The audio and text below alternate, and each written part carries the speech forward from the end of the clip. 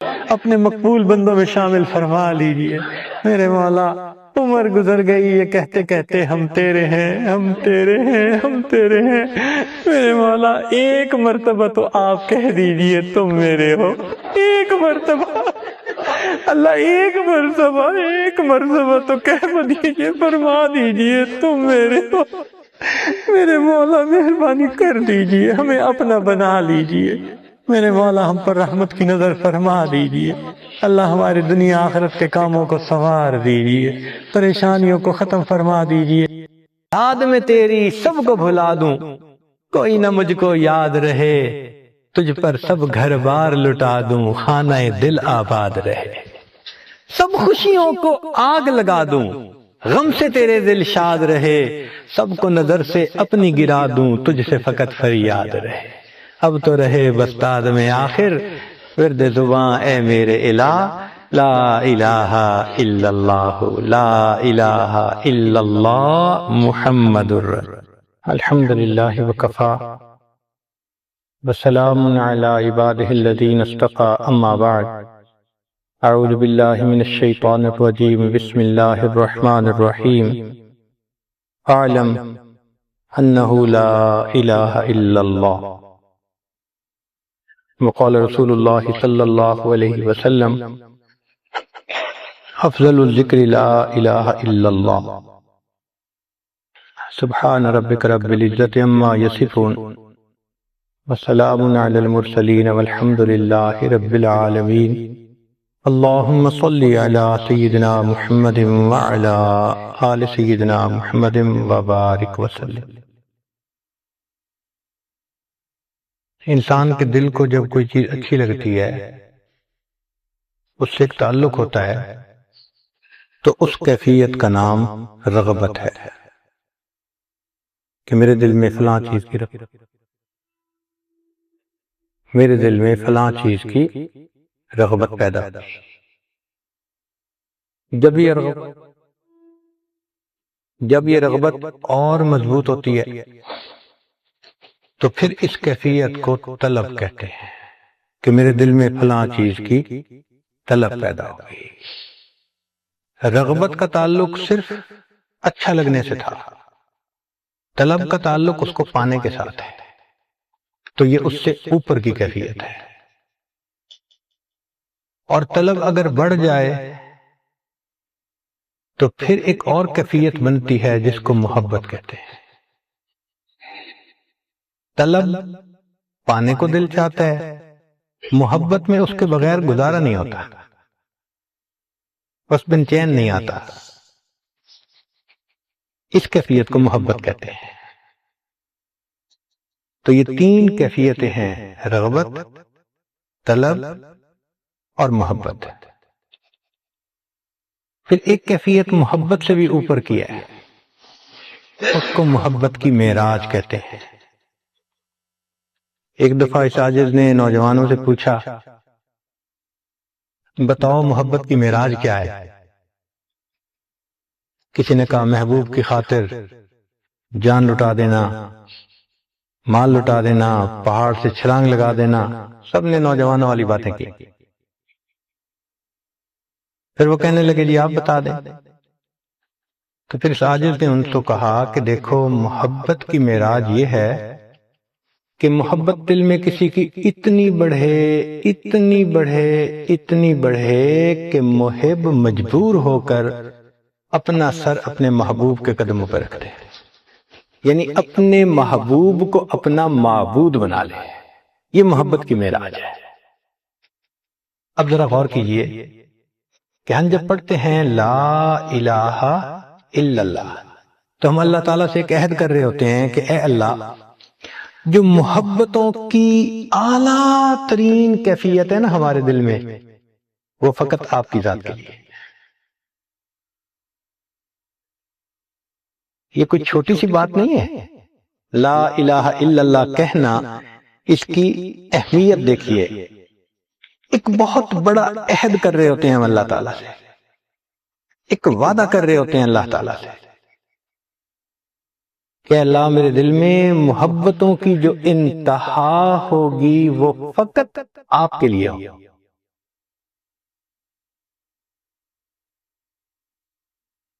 قرآن مجید میں اللہ تعالیٰ نے اس چیز کو پسند کیا کہ تمہارے دل میں رغبت ہو تو بھی اللہ کی، طلب ہو تو بھی اللہ کی، محبت ہو تو بھی اللہ کی، اور عبادت ہو تو بھی اللہ۔ چنانچہ ایمان والوں کا تذکرہ کیا کہ وہ کہتے ہیں اِنَّا إِلَى اللَّهِ رَاغِبُونَ۔ تو معلوم ہوا نا کہ رغبت ہو تو کس کی ہو؟ اللہ کی۔ پھر طلب آئی تو قرآن مجید میں اللہ تعالیٰ فرماتے ہیں کہ جو اللہ کے سوا کسی اور کو مطلوب بناتے ہیں، ضعف الطالب والمطلوب، یہ طلب کرنے والا اور جس کو طلب کیا جا رہا ہے یہ دونوں بہت ضعیف ہیں۔ اس کا مطلب ہے طلب ہو تو کس کی ہو؟ اللہ کی۔ پھر محبت کی بات آئی تو فرمایا والذین آمنوا اشد حبا للہ، ایمان والوں کی پہچان ان کو اللہ سے شدید محبت ہوتی ہے، یعنی محبت ہو تو کس کی؟ اللہ کی۔ اور جب عبادت کی بات آئی تو فرمایا فَاعْلَمْ أَنَّهُ لَا إِلَٰهَ إِلَّا اللَّهُ، اے محبوب جان لیجئے اللہ کے سوا کوئی معبود نہیں۔ سوچنے کی بات ہے کہ جو پروردگار تعلق کی ابتدائی کیفیت رغبت کو غیر کے لیے پسند نہیں کرتا، وہ اس کی انتہا عبادت کو غیر کے لیے کیسے پسند کر سکتا ہے؟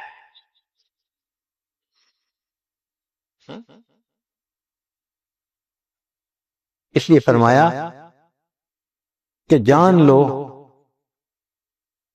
کہ عبادت فقط اللہ رب العزت ہی کا حق ہے۔ اور پورے قرآن مجید کی تعلیمات کا یہی نچوڑ ہے۔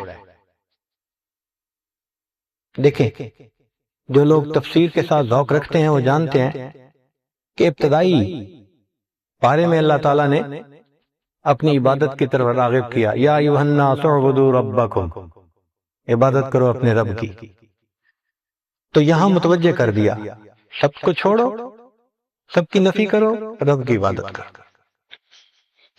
پھر جب تھوڑا آگے بات بڑھی تو پھر مدعا بیان کر دیا، فرمایا وَإِلَٰهُكُمْ إِلَٰهٌ وَاحِدٌ، یہ ایک مقصد بیان کر دیا۔ جیسے کوئی بیان کرتا ہے نا تو وہ تمہید کرنے کے بعد اصل مقصد بتا دیتا ہے، تو قرآن مجید میں اللہ تعالیٰ نے مقصد بتا دیا کہ اس قرآن کا مقصد، اس دین کا مقصد، شریعت کا مقصد کیا ہے، وَإِلَٰهُكُمْ إِلَٰهٌ وَاحِدٌ۔ پھر آگے تفصیل بتاتے رہے کہ دیکھو جن قوموں نے مانا یہ ہوا، نہیں مانا ان کے ساتھ یہ ہوا، کرتے کرتے پھر درمیان میں سبق یاد دلایا، فرمایا فَاعْلَمْ أَنَّهُ لَا إِلَٰهَ إِلَّا اللَّهُ۔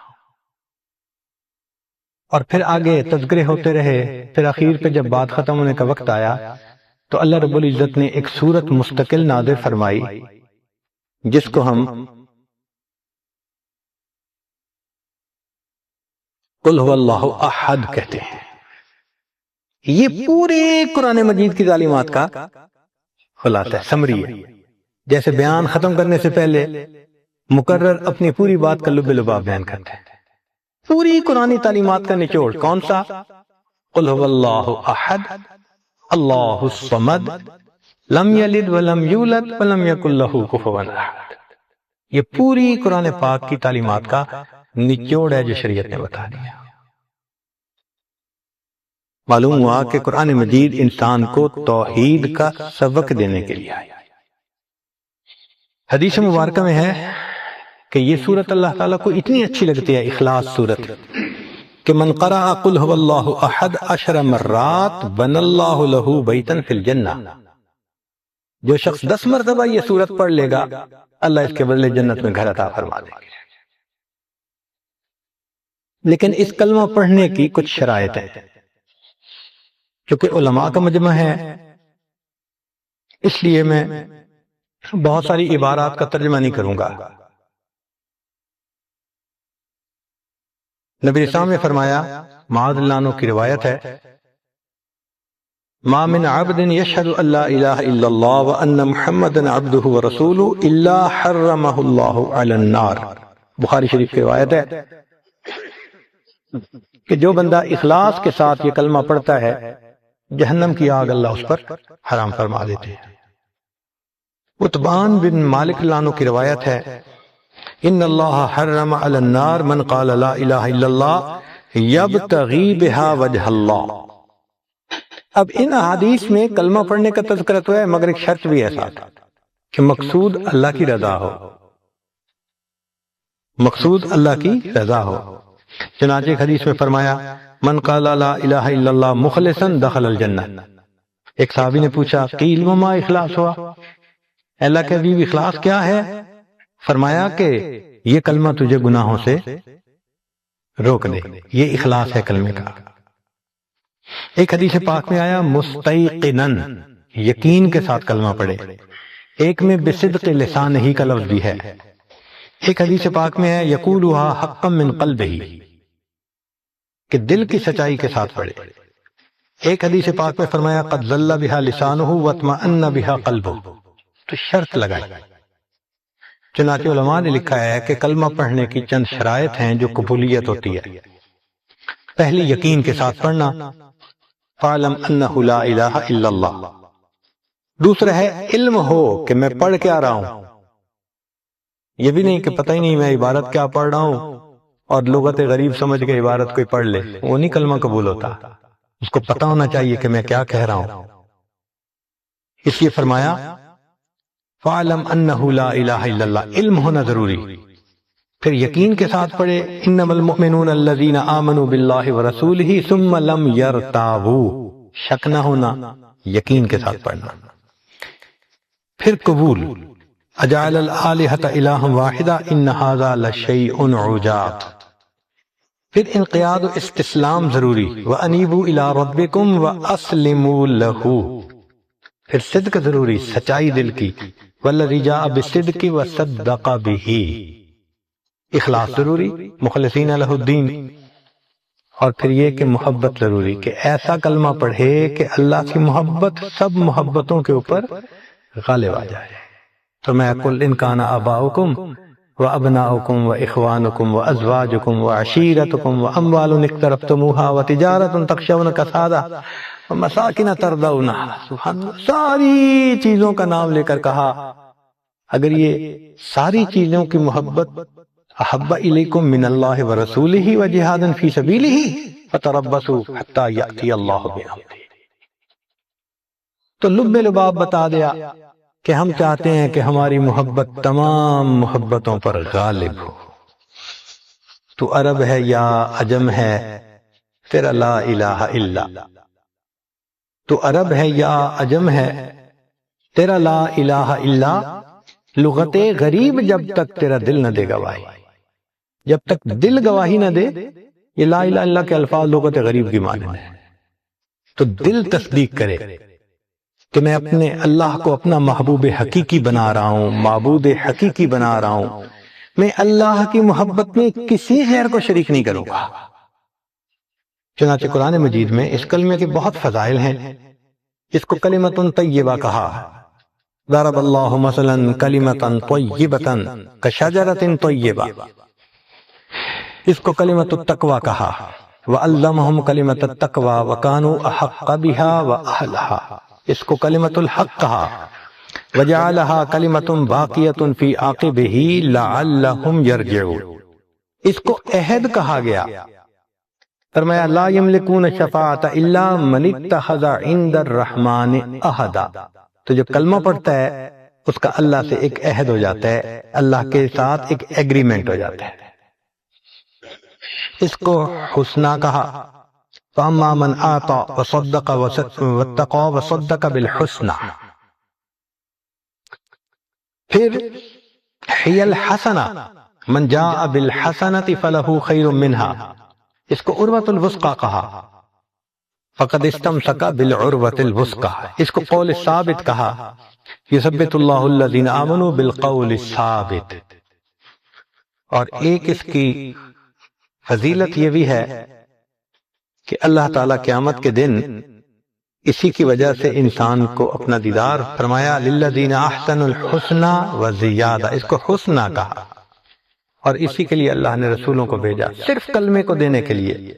وما ارسلنا من قبلک من رسول الا نوحی الیہ انہ لا الہ الا انا فاعبدون۔ کیا بات ہے، سبحان اللہ۔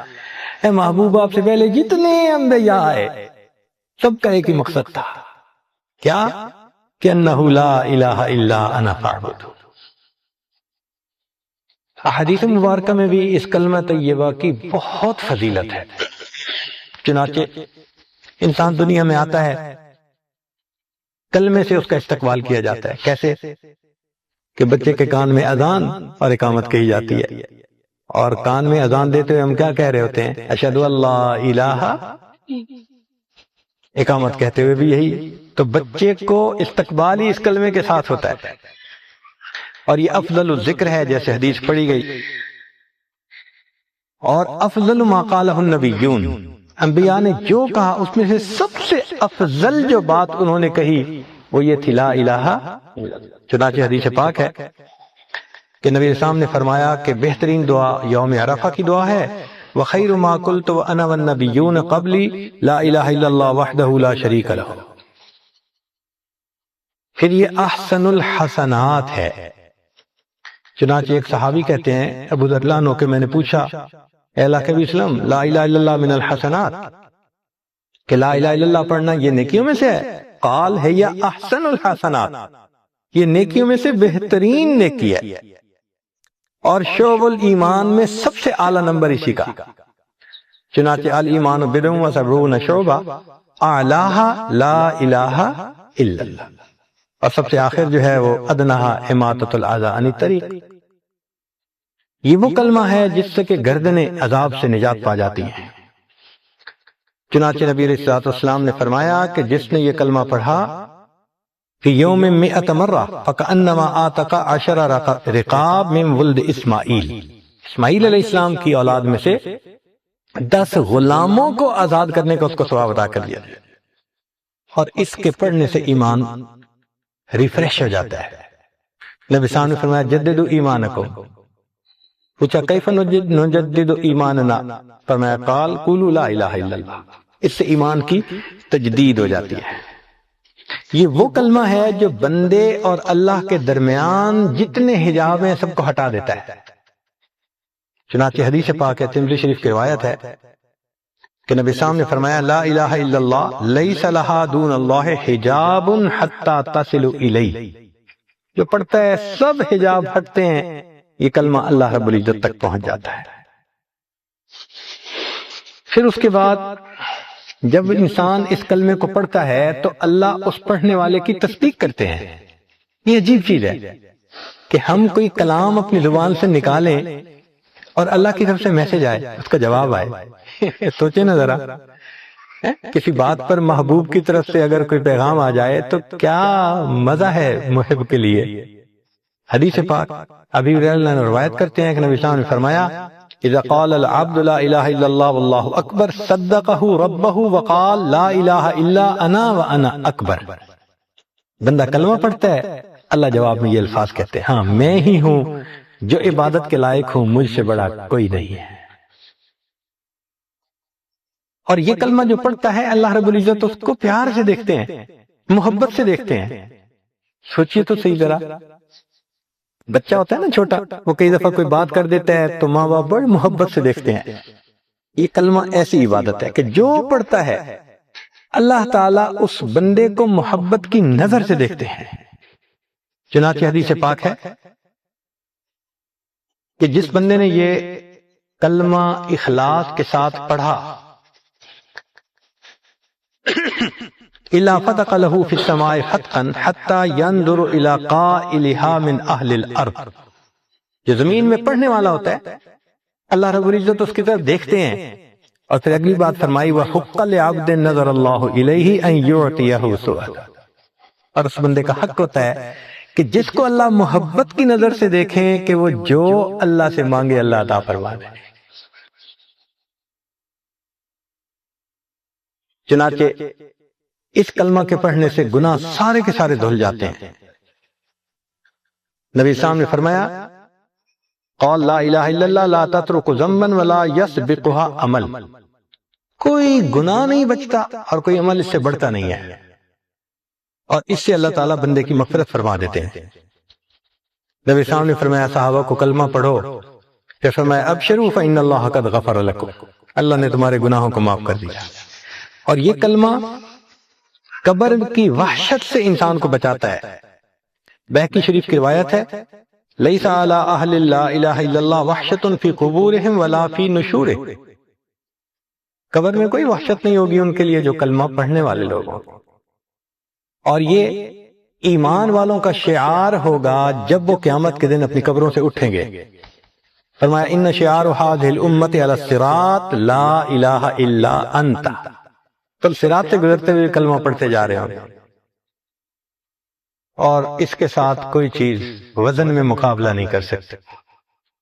چنانچہ موسیٰ علیہ السلام نے کہا تھا اللہ مجھے وہ چیز دیجئے جو خاص، فرمایا لا الہ الا اللہ پڑھو، اللہ یہ تو سب پڑھتے ہیں۔ فرمایا میرے پیارے موسیٰ علیہ السلام لو ان السماوات السبع وآمرهن غیری والارضین السبع فی کفۃ ولا الہ الا اللہ فی کفۃ مالت بہن لا الہ الا اللہ، ایک کلڑے میں زمین آسمان سارے کے سارے رکھ دیے جائیں، دوسرے میں کلمہ رکھ دیا جائے تو کلمے والا پلڑا جھک جائے گا۔ اور یہ جنت کی قیمت ہے، یہ ثمن الجنہ۔ فرمایا من کان آخر کلامہ لا الہ الا اللہ دخل الجنہ۔ حدیث پاک میں ہے نبی صاحب نے فرمایا من قال اشہد ان لا الہ الا اللہ وحدہ لا شریک لہ وان محمدا عبدہ ورسولہ وان عیسیٰ عبد اللہ وابن امتہ وکلمتہ القاها الى مریم وروح منہ وان الجنۃ حق وان النار حق ادخلہ اللہ الجنۃ من ای ابواب الجنۃ الثمانیۃ شاء، جنت کے 8 دروازے کھل جاتے ہیں جس دروازے سے چاہے جنت میں داخل ہو جائے۔ سبحان اللہ۔ اور ایک حدیث پاک میں ہے کہ کچھ لوگ ہوں گے جو صرف کلمہ پڑھ لیں گے، عمل اتنے اچھے نہیں ہوں گے، غفلت کی زندگی گزاریں گے، چنانچہ ان کو جہنم میں ڈالا جائے گا، اور وہ جہنم میں ہزاروں سال جلیں گے، حتیٰ کہ جل جل کے کالے ہو جائیں گے۔ پھر جب اللہ تعالیٰ چاہیں گے تو اللہ تعالیٰ ان کلمہ پڑھنے والوں کے اور جو مشرکین ہوں گے ان کے درمیان کی آگ کو اس وقت ٹرانسپیرنٹ کر دیں گے قدرت سے، تو مشرک ان کو دیکھیں گے تو مشرک کہیں گے کہ ہاں ہم تو لات اور عزا کی عبادت کرتے تھے، ہم تو جل رہے ہیں، اور تم تو اللہ کی عبادت کرنے والے۔ تو نبی صاحب نے فرمایا کہ ایسے لوگ ہوں گے من اہل لا الہ الا اللہ يدخلون النار بذنوبہم فیقول لهم اہل اللات والعزى ما اغنى عنکم قول لا الہ الا اللہ، اور تمہیں لا الہ الا اللہ نے کوئی فائدہ نہ دیا، تم بھی جل رہے ہو۔ فیغضب اللہ لهم، اللہ رب العزت کو جلال آئے گا، فیخرجہم من النار فیدخلون الجنہ۔ اللہ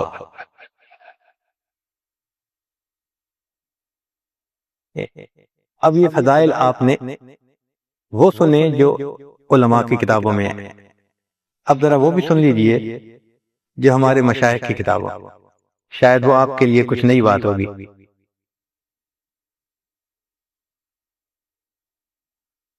ہمارے مشائخ نے فرمایا کہ دیکھیں شرک 2 طرح کا ہوتا ہے، ایک ہوتا ہے شرک جلی اور ایک ہوتا ہے شرک خفی۔ شرک جلی تو یہ ہے بت کی پوجا کرنا، قبر کو سجدے کرنا، درخت کی پوجا کرنا، جیسے ہندو اور غیر لوگ کرتے ہیں، اللہ کے ساتھ شریک بناتے ہیں، یہ شرک جلی کہلاتا ہے، یہ بھی حرام ہے۔ اور ایک ہے شرک خفی، وہ کیا ہے کہ اللہ کی حکم کو چھوڑ کر نفس کی چاہت پہ چلنا، یہ نفس کی پوجا ہے، یہ اللہ کی پوجا نہیں ہے۔ اس لیے فرمایا اَفَرَأَيْتَ مَنِ اتَّخَذَ إِلَٰهَهُ هَوَاهُ، کیا دیکھا آپ نے جس نے اپنی خواہشات کو اپنا معبود بنا لیا؟ تو یہ بھی شرک خفی ہے، اور اس سے بھی بچنا اتنا ضروری جتنا بچنا شرک جلی سے ضروری ہے۔ نقش پرستی، زن پرستی، زر پرستی، سب کی سب بت پرستی کی اقسام ہیں، خدا پرستی کوئی اور چیز ہے۔ تو اب ہمیں اپنی کیفیت پہ غور کرنا ہے کہ ہم مواحد ہیں یا ابھی بھی مشرک ہی ہیں؟ بھائی ظاہر میں تو ہم نے کلمہ پڑھ لیا، ہم مواحد ہیں، من میں کیا ہے؟ پوجا کس کی کرتے ہیں، مانتے کس کی ہیں؟ رب نے کہا آنکھ جھکاؤ، ہم غیر محرم کو دیکھتے ہیں۔ رب نے کہا جھوٹ مت بولو، ہم جھوٹ بولتے ہیں۔ اگر ہم خلاف شریعت کام کر کے اپنے نفس کو، خواہش کو پورا کر رہے ہیں، اس کا مطلب یہ کہ ہماری توحید جو ہے وہ ادھوری ہے، پوری توحید نہیں ہے۔ کامل تب ہوگی جب شرک کے جلی سے بھی بچیں گے، شرک خفی سے بھی، اور مصیبت شرک خفی کی ہے۔ نبی صاحب نے فرمایا جس طرح چونٹی چلتی ہے اندھیرے میں اور ڈھونڈنا مشکل ہوتا ہے، شرک اس طرح دلوں کے اندر بہت ڈھونڈنا۔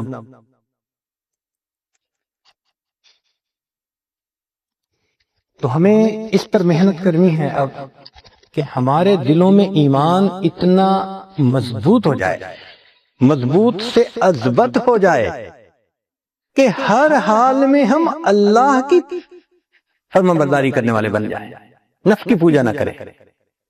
اس پر محنت ہمارے مشائخ کرواتے ہیں، نفس کا مجاہدہ کرواتے ہیں، ذکر کرواتے ہیں، لا الہ الا اللہ پڑھنا سکھاتے ہیں، 12 تسبیح پڑھو بھائی، یہ کرو۔ وہ سارا مقصود کیا ہوتا ہے کہ نفس کا زور ٹوٹے اور انسان نفس کی پوجا کی بجائے اللہ کا پجاری بن جائے۔ اس کا مطلب یہ ہوا کہ ہمارے مشائخ کی کل محنت انسان کو سچا موحد بنانے کی محنت ہے، اس کے اندر اخلاص پیدا کرنے کی محنت۔ اب یہ جو ہے نا لا الہ الا اللہ، اس کے اندر معارف سن لیجئے۔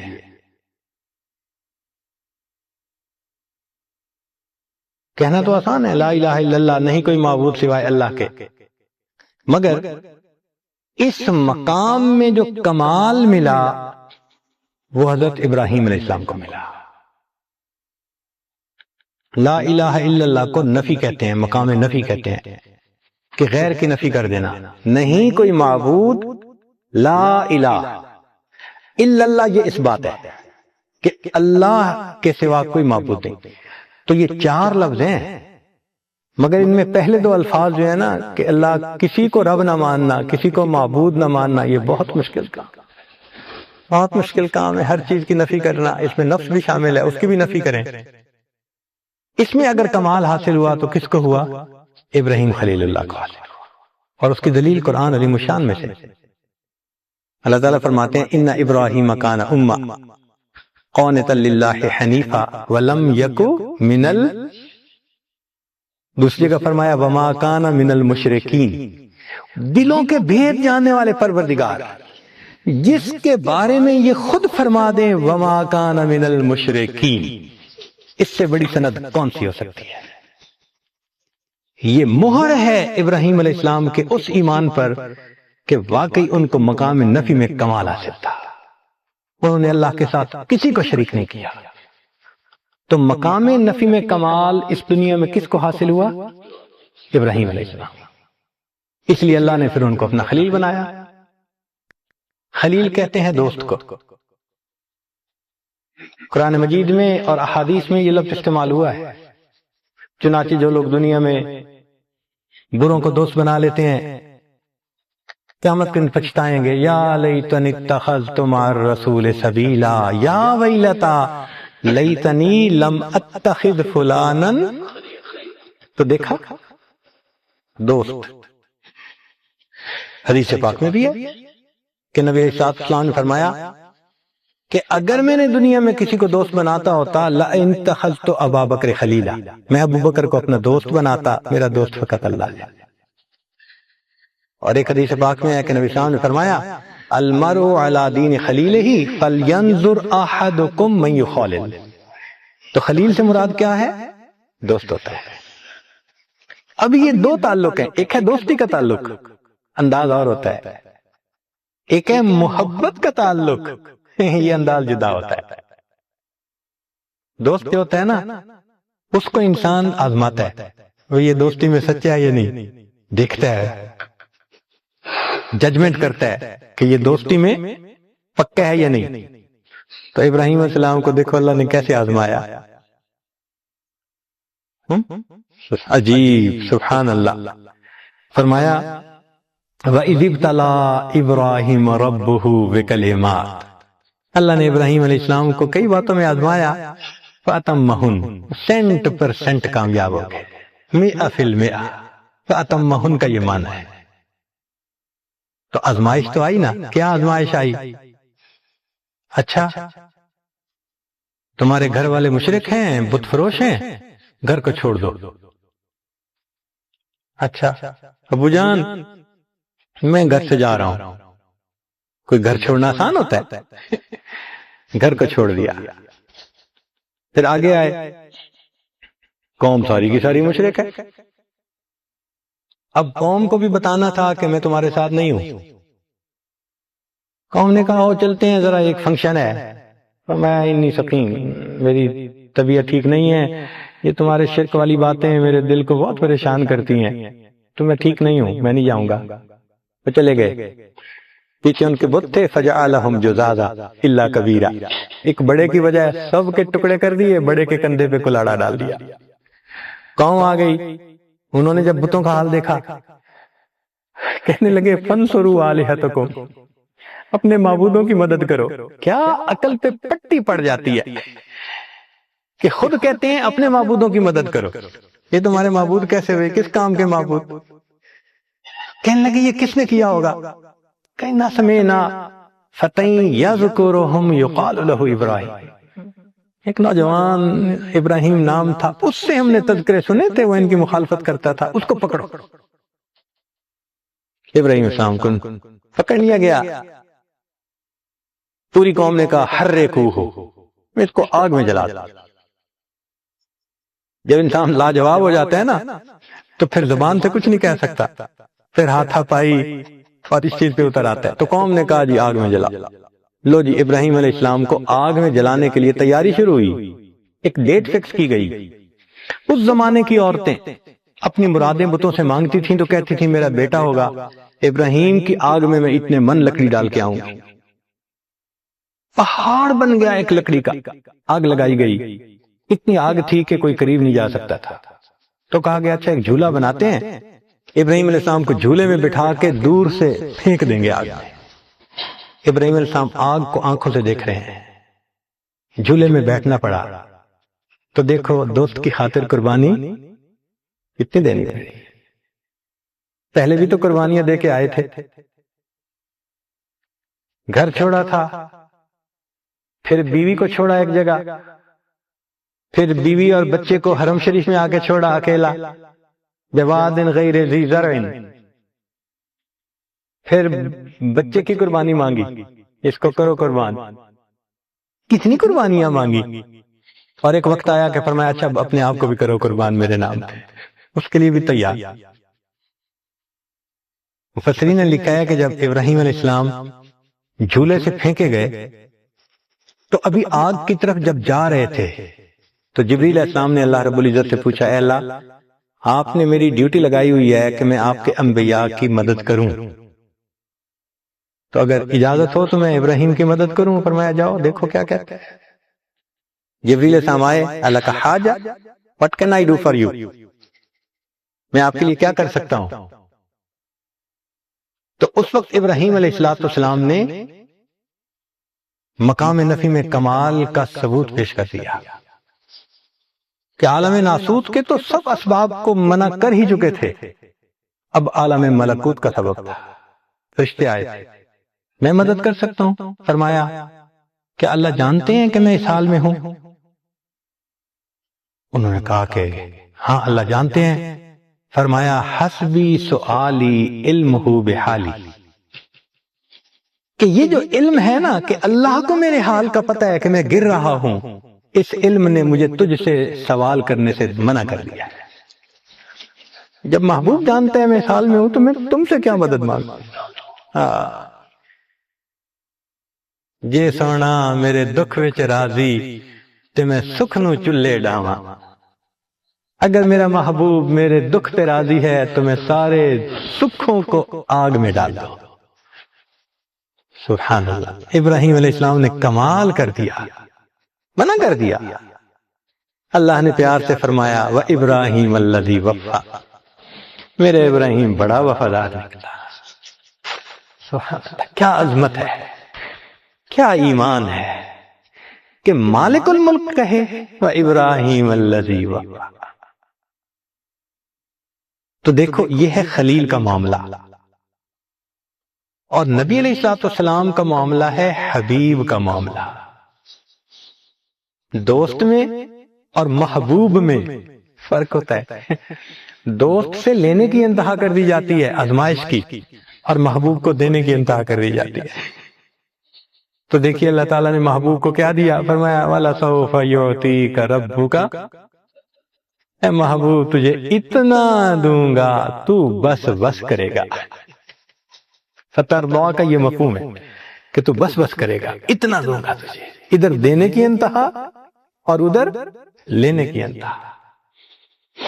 چنانچہ خلیل اور حبیب ان کے درمیان ذرا حساب دیکھ لیجئے کہ اللہ رب العزت نے خلیل کو انسانوں کا امام بنایا، فرمایا انی جاعلک للناس اماما۔ تو خلیل کیا بنے؟ انسانوں کے امام بنے، اور جو حبیب تھے ان کو انبیاء کا امام بنایا۔ وہ محبوب تھے نا، ادھر معاملہ ہی کچھ اور تھا۔ اللہ اکبر کبیرہ۔ اپنے خلیل کے لیے فرمایا وَكَذَلِكَ نُرِي إِبْرَاهِيمَ مَلَكُوتُ السَّمَاوَاتِ وَالْأَرْضِ۔ تو ابراہیم علیہ السلام کو اللہ نے کیا دکھایا؟ ملکوت السماوات والارض میں آیات دکھائیں اپنی، زمین و آسمان کی۔ ذرا علمی نکتہ ہے کہ خلیل کو کیا دکھایا؟ ملکوت السماوات والارض، اور جب اپنے حبیب کا نام آیا تو فرمایا لَقَدْ رَأَى مِنْ آیَاتِ رَبِّهِ الْكُبْرَى۔ کہاں زمین و آسمان کی نشانیاں، کہاں رب اپنی نشانیاں دکھاتا ہے۔ سبحان اللہ، اللہ تیری شان بڑی ہے۔ پھر دیکھیے ابراہیم علیہ السلام کو دعا مانگنی پڑی، لا تخزنی، اللہ مجھے آپ رسوا نہ فرمانا۔ اور جب محبوب کا تعلق آیا اللہ فرماتے ہیں یوم لا یخزی اللہ النبی والذین آمنوا معہ، خود بتا دیا محبوب آپ کو رسوا نہیں ہم کریں۔ تو خلیل اور محبوب کے درمیان یہ عجیب تعلق۔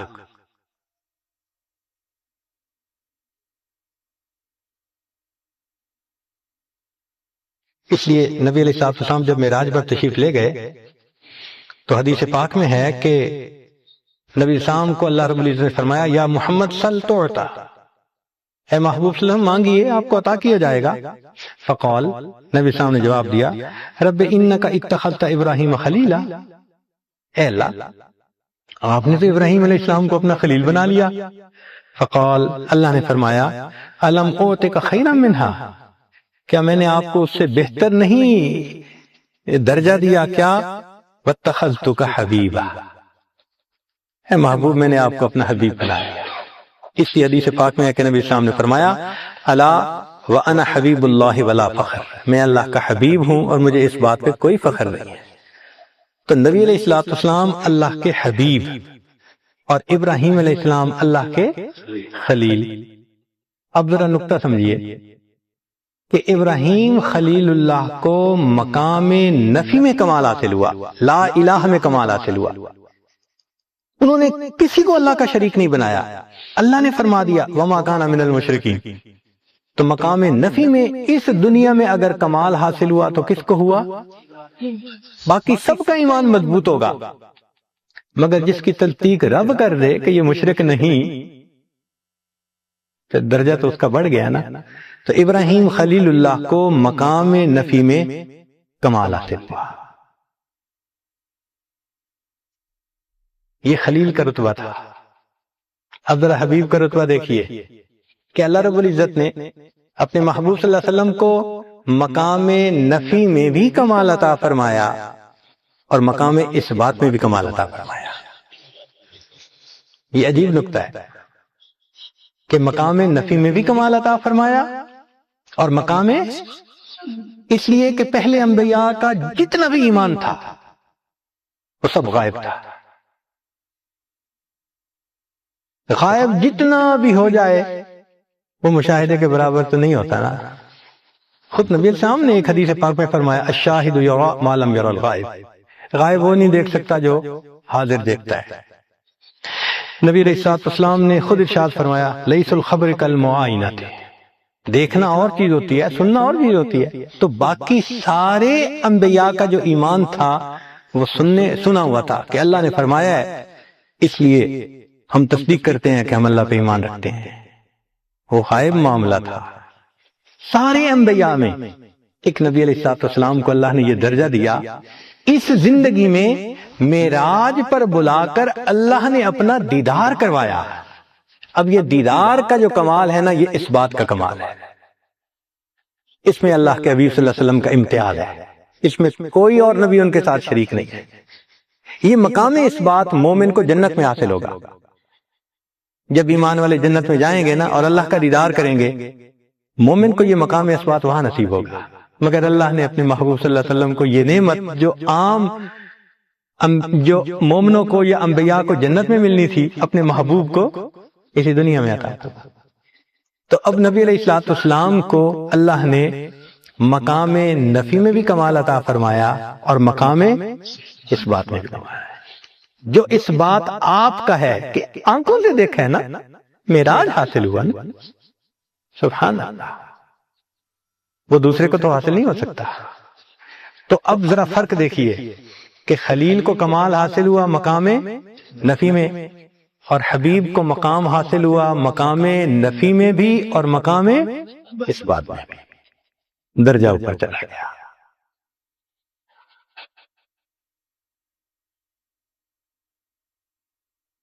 اب ایک نقطہ اور، یہ بھی علمی ہے، کہ اللہ رب العزت نے نبی علیہ السلام کو حکم فرمایا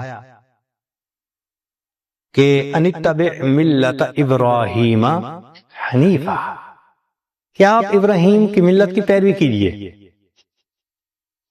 اور ایک جگہ پر اللہ رب العزت نے یہ بھی فرمایا ہاں کہ ابراہیم کی پیروی کیجیے. اور نبی علیہ الصلوۃ والسلام نے نماز میں جو درود شریف سکھایا، اس درود شریف میں کس پیغمبر علیہ السلام کا تذکرہ ہے؟ اللہم صلی علی محمد وعلی آل محمد کما. تو اس سے پتہ چلتا ہے کہ کوئی چیز ایسی تھی جو ابراہیم علیہ الصلوۃ والسلام کی تھی جس کو محبوب بھی چاہتے تھے. وہ کیا چیز ہے؟ عمر ساری تو نماز پڑھتے رہے، نقطہ آج سمجھ میں آئے گا. اس کو امام ربانی مجد لسانی رحمۃ اللہ علیہ نے اپنے مکتوبات میں کھولا ہے. وہ فرماتے ہیں کہ دیکھو، ایک ہوتی ہے محبیت، محب ہونا، ایک ہوتی ہے محبیت کہ کسی کا عاشق ہونا. اس عشق میں کمال حضرت موسیٰ علیہ السلام کو حاصل تھا. انبیاء میں سے ان کو یہ اعزاز ملا، محبت میں آگے نکل گئے.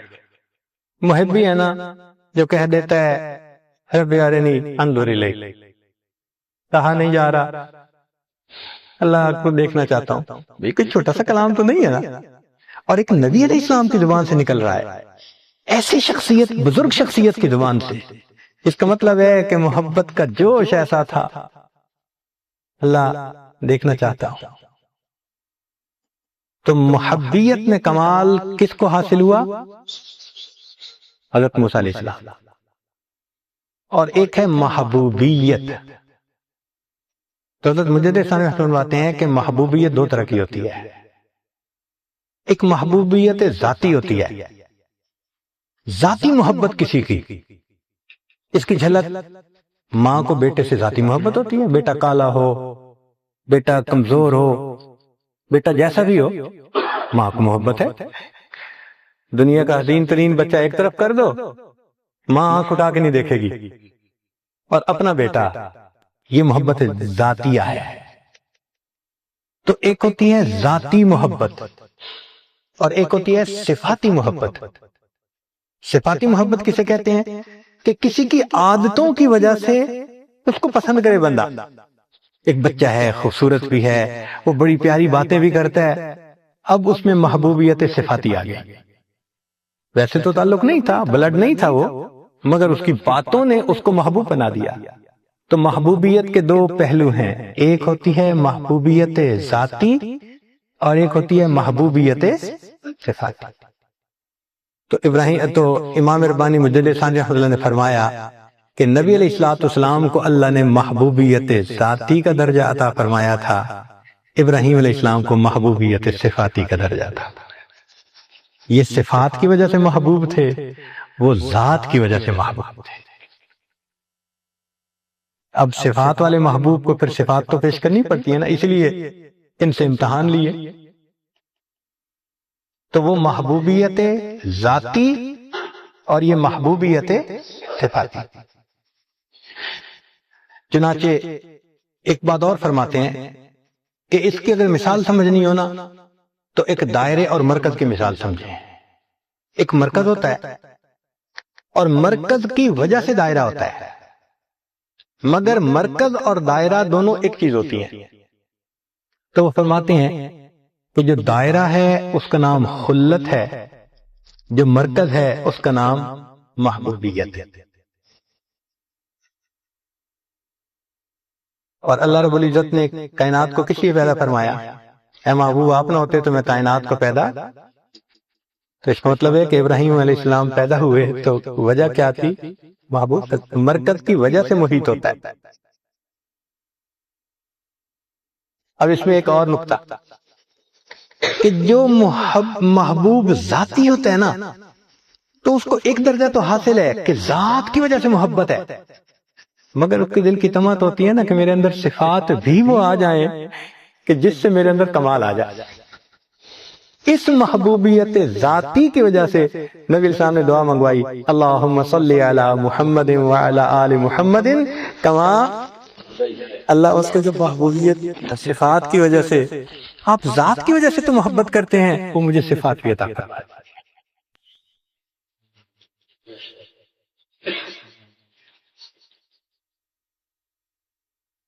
اس کی وجہ یہ ہے کہ نبی علیہ السلام کے دو پہلو ہیں. یہ بھی ایک نکتے کی بات ہے. نبی علیہ السلام کے دو نام، آپ صلی اللہ علیہ وسلم کا ایک نام احمد اور ایک نام محمد صلی اللہ علیہ وسلم. احمد کا جو نام ہے یہ آسمانوں میں، محبوب صلی اللہ علیہ وسلم کے دنیا میں تشریف لانے سے پہلے جو آپ کا نام تھا وہ احمد تھا.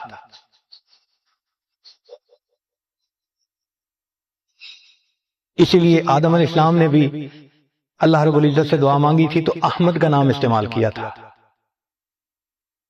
عیسیٰ علیہ السلام نے نبی السلام کے تشریف آوری کی خوشخبری دی تھی تو کیا کہا تھا؟ یاتی من بعد اسمہ احمد.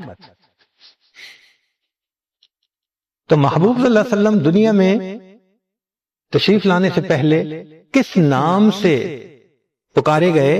احمد کے نام سے. احمد کے اندر خالصتاً محبوبیت ہے. احمد کے نام میں کیا ہے؟ محبوبیت صرف اسے کہتے ہیں.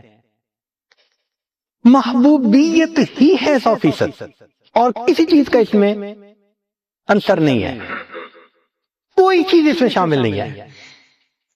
تو یہ کیا نام تھا؟ احمد. لیکن پھر کیا ہوا کہ اللہ کے حبیب صلی اللہ علیہ وسلم دنیا میں تشریف لائے. اب دنیا میں محبوبیت تو تھی مگر انہوں نے اللہ کا دین پہنچایا، اللہ کی عبادت کی، تو محبوب کو بھی تو پھر محبت ہو جاتی ہے نا. تو دنیا میں محبوب صلی اللہ علیہ وسلم نے جو اللہ کی عبادت کی، اللہ کے دین کو پہنچایا، تو اس میں محبیت کا بھی ایک جھلک آ گئی. اللہ کے بندے بھی تو تھے نا. تو احمد میں صرف محبوبیت تھی، اور جب اس دنیا میں آئے تو اس محبوبیت میں محبیت کی بھی تھوڑی سی جھلک آ گئی، اس لیے اللہ نے ان کا نام محمد بنوا دیا. اے میرے محبوب آپ کا نام محمد ہے یا اور پھر جب اس دنیا سے وفات پائی تو وہ جو محبیت والی چیز تھی وہ تو دنیا تک رہ گئی کہ عبادت ختم. اب قیامت کے دن پھر ان کو کس نام سے پکارا جائے گا؟ محبوبیت کا. اس لیے مقام محمود عطا ہوگا. حدیث پاک میں ہے اس امت کا ایک بندہ فرشتے اس کو جہنم کی طرف لے رہے ہیں. آج اسلام کہیں گے یا احمد یا احمد، تو قیامت کے میدان میں احمد کے نام سے پکارا جائے گا. کیوں؟ وہ محبوبیت ذاتی کا مقام ہوگا، وہ مقام بلند ہے. تو یوں سمجھیے کہ ایک خلت کا مقام ہے، اس کے اوپر محمدیت والا مقام ہے، اس سے اوپر احمدیت والا مقام ہے. اور اللہ نے آپ صلی اللہ علیہ وسلم کو یہ دونوں مقام عطا فرمائے. اس وجہ سے اللہ کے حبیب صلی اللہ علیہ وسلم محبوبیت ذاتی محبوب ہیں اللہ رب العالمین. اب ذرا غور کیجئے، پھر واپس آتے ہیں کہ لا الہ الا اللہ. تو لا الہ میں کمال کس کو حاصل ہوا؟ ابراہیم علیہ السلام کو، مقام نفی کا کمال. اور لا الہ اور الا اللہ دونوں میں کمال کس کو حاصل ہوا؟ نبی علیہ السلام کو کمال حاصل. اب اگلی بات سنیے کہ یہ جو کلمہ ہے نا لا الہ الا اللہ محمد الرسول اللہ، ہمارے مشائخ نے فرمایا کہ اس میں ساری معرفت موجود ہے. وہ کیسے؟ کہ لا الہ یہ طریقت ہے. لا الہ یعنی شرک سے بچنا، اپنے نفس کو توڑنا، اس کو نفس مطمئنہ بنانا، اللہ کے سامنے جھکانا. تو لا الہ کیا ہے؟ یہ طریقت ہے. اور الا اللہ یہ حقیقت ہے. الا اللہ کیا ہے؟ اور محمد الرسول اللہ یہ شریعت ہے. ایک کلمے کے اندر تینوں معرفتیں اللہ نے. آپ سوچئے یہ کیا کلمہ ہے کہ جس کو اللہ نے ہمیں پڑھنے کی توفیق عطا فرمائی. اللہ اکبر کبیرہ. اس لیے کہنے والے نے عجیب بات کہی، خودی کا سر نہاں لا الہ الا اللہ. خودی ہے تیغ فساں. تیغ کہتے ہیں تلوار کو، اور فساں کہتے ہیں اس گرائنڈر کو جس سے تلوار کو تیز کرتے ہیں. وہ جو وٹی ہوتی ہے نا جس سے اس کو تیز کرتے ہیں اس کو فساں کہتے ہیں. خودی کا سر نہاں لا الہ الا اللہ. خودی ہے تیغ فساں لا الہ الا اللہ. یہ نغمہ فصل گلو لالا کا نہیں پابند، بہار ہو کے خزاں لا الہ الا اللہ. یہ قوم اپنے براہیم کی تلاش میں ہے، صنم کدا ہے جہاں لا الہ الا اللہ. اگرچہ بت ہیں جماعت کی آستینوں میں، مجھے ہے حکم اذاں لا الہ الا اللہ. اللہ اکبر. کیا کلمہ ہے، کیا اس کی برکتیں ہیں. دعا مانگتے ہیں کہ اللہ رب العزت ہمیں اس کلمے کی حقیقت عطا فرما دے، تاکہ ہمارا مطلوب حقیقی، محبوب حقیقی، معبود حقیقی وہ صرف اللہ رب العزت کی ذات ہو جائے. اس لیے تو حضرت خواجہ مجذوب رحمۃ اللہ نے فرمایا تھا، تیرے سوا محبوب حقیقی کوئی نہیں ہے، کوئی نہیں. تیرے سوا مقصود حقیقی کوئی نہیں ہے، کوئی نہیں. تیرے سوا مسجود حقیقی کوئی نہیں ہے، کوئی نہیں. تیرے سوا محبوب حقیقی کوئی نہیں ہے، کوئی نہیں. اب تو رہے بس تاد میں آخر ورد زباں اے میرے الہ لا الہ الا اللہ لا الہ الا اللہ. یاد میں تیری سب کو بھلا دوں، کوئی نہ مجھ کو یاد رہے. یاد میں تیری سب کو بھلا دوں، کوئی نہ مجھ کو یاد رہے. تجھ پر سب گھر بار لٹا دوں، خانہ دل آباد رہے. سب خوشیوں کو آگ لگا دوں، غم سے تیرے دل شاد رہے. سب کو نظر سے اپنی گرا دوں، تجھ سے فقط فریاد رہے. اب تو رہے بس تاد میں آخر ورد زباں اے میرے الہ لا الہ الا اللہ لا الہ الا اللہ محمد الرسول وآخر دعوانا ان الحمد للہ رب العالمین۔ دعا کریں سبحان ربی العلی وحب اللہم صلی علی سیدنا محمد وعلی آل سیدنا محمد وبارک وسلم۔ کریم آقا ہم آپ کے عاجز مسکین بندے ہیں، ہمارے گناہوں کو معاف فرما، خطاؤں سے درگزر فرما، عیبوں کی پردہ پوشی فرما۔ اللہ ایمان حقیقی کا کمال عطا فرما۔ اللہ شرک جلی شرک خفی دونوں سے اللہ ہمیں محفوظ فرما۔ میرے مولا عمر گزر گئی کلمہ پڑھتے پڑھتے، اس کی حقیقت کب نصیب ہوگی؟ میرے مولا ہمارا نفس کب آپ کے سامنے جھکے گا؟ کب اس کی انا ٹوٹے گی؟ اللہ ہمیں نفس کی پرستش سے بچا لیجیے۔ میرے مولا اپنی پرستش کرنے والوں میں شامل فرما لیجیے۔ اے کریم آقا ایمان حقیقی کی حلاوت عطا فرما۔ اے اللہ اس سے پہلے کہ لوگ ہمیں کلمہ پڑھائیں، ہمیں اپنے اختیار سے کلمہ پڑھنے کی توفیق عطا فرما۔ اس سے پہلے کہ ظاہر کی آنکھیں بند ہو جائیں، من کی آنکھیں کھلنے کی توفیق عطا فرما۔ اس سے پہلے کہ لوگ غسل دیں، اللہ ہمیں غسل توبہ کرنے کی توفیق عطا فرما۔ اس سے پہلے کہ لوگ کفن پہنائیں، اللہ ہمیں تقوی کی پوشاک پہننے کی توفیق عطا فرما۔ اس سے پہلے کہ ہماری نماز پڑھی جائے، اللہ ہمیں نماز کی حضوری نصیب فرما۔ اور اس سے پہلے کہ قیامت کے دن آپ کے سامنے پیشی ہو، اللہ ہمیں اپنی بارگاہ میں قبولیت نصیب فرما۔ اے اللہ زندگی میں کبھی بھی بے سہارا نہ فرما، کبھی بھی بے آسرا نہ فرما، کبھی بھی اپنے در سے دور نہ فرما۔ اللہ کبھی بھی نفس اور شیطان کے حوالے نہ فرما۔ ہدایت ملنے کے بعد گمراہی سے محفوظ فرما۔ اللہ علم حاصل ہونے کے بعد جہالت کے کاموں سے محفوظ فرما۔ اللہ اپنے قرب کے بعد دوری سے محفوظ فرما۔ میرے مولا اپنی رحمت کا معاملہ فرما۔ عزت ملنے کے بعد ذلت سے محفوظ فرما۔ اے رب کریم ہماری دعاؤں کو اپنی رحمت سے قبول فرما۔ اللہ ہمارا حال یوسف علیہ السلام کے بھائیوں والا ہے، غلہ پورا مانگتے تھے، قیمت پوری نہیں تھی۔ ہم بھی آپ سے اجر پورا مانگتے ہیں، ہمارے پاس عمل پورے نہیں ہیں۔ میرے مولا یوسف علیہ السلام نے بھائیوں کی غلطیوں کو معاف کر دیا تھا، کہہ دیا تھا لا تثریب علیکم اليوم۔ اللہ آپ کے پیارے حبیب صلی اللہ علیہ وسلم بھی کریم تھے۔ فتح مکہ کے دن انہوں نے فرما دیا تھا قریش مکہ کو لا تثریب علیکم اليوم۔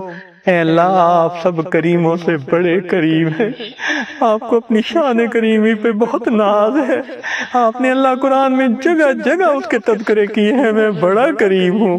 اے اللہ آج آپ اپنے بندوں کو یہی فرما دیجئے لا تثریب علیکم اليوم اذهبوا انتم الطلقاء۔ میرے مولا اتنا کہہ دیجئے، اے کریم فرما دیجئے۔ اللہ ہمیں گناہوں سے آزادی عطا فرما دیجئے، نیکی کی زندگی عطا فرمائی۔ اللہ معصیت کی ذلت سے محفوظ فرما، ہمیں طاعات کی عزت نصیب فرما۔ آپ ہی نے تو فرمایا وَأَمَّا السَّائِلَ فَلَا تَنْهَرْ، سوالی کو انکار نہ کرو۔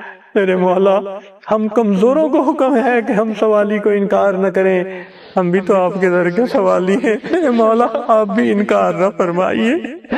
میرے مولا جو دنیا میں روٹی کا مانگنے والا اس کا کوئی مسئلہ نہیں، ایک در سے نہ ملے وہ دوسرے پہ جاتا ہے، تیسرے پہ جاتا ہے، چوتھے پہ چلا جاتا ہے۔ اللہ مسئلہ تو ہمارا ہے جن کے پاس ایک ہی در ہے۔ ہم جانتے ہیں اللہ جو آپ کے در سے خالی اٹھتا ہے وہی بدبخت ہوا کرتا ہے، شقی ہوتا ہے۔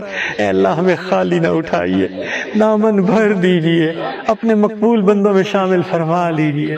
میرے مولا عمر گزر گئی یہ کہتے کہتے ہم تیرے ہیں، ہم تیرے ہیں، ہم تیرے ہیں۔ میرے مولا ایک مرتبہ تو آپ کہہ دیجئے تم میرے ہو، ایک مرتبہ اللہ ایک مرتبہ تو کہہ دیجئے، فرما دیجئے تم میرے ہو۔ میرے مولا مہربانی کر دیجئے، ہمیں اپنا بنا لیجئے۔ میرے مولا ہم پر رحمت کی نظر فرما دیجئے۔ اللہ ہماری دنیا آخرت کے کاموں کو سنوار دیجئے، پریشانیوں کو ختم فرما دیجئے۔ میرے مولا ہمارے حال پر رحمت کی نظر فرما دیجئے۔ رب کریم جو مانگا عطا فرما، جو مانگنا چاہیے تھا نہیں مانگ سکے اللہ ہمیں وہ بھی عطا فرما۔ ربنا تقبل منا إنك أنت السميع العليم تب علينا إنك أنت التواب الرحيم صلى الله تعالى على حبيبه سيدنا محمد وآله وأصحابه أجمعين برحمتك يا أرحم الراحمين.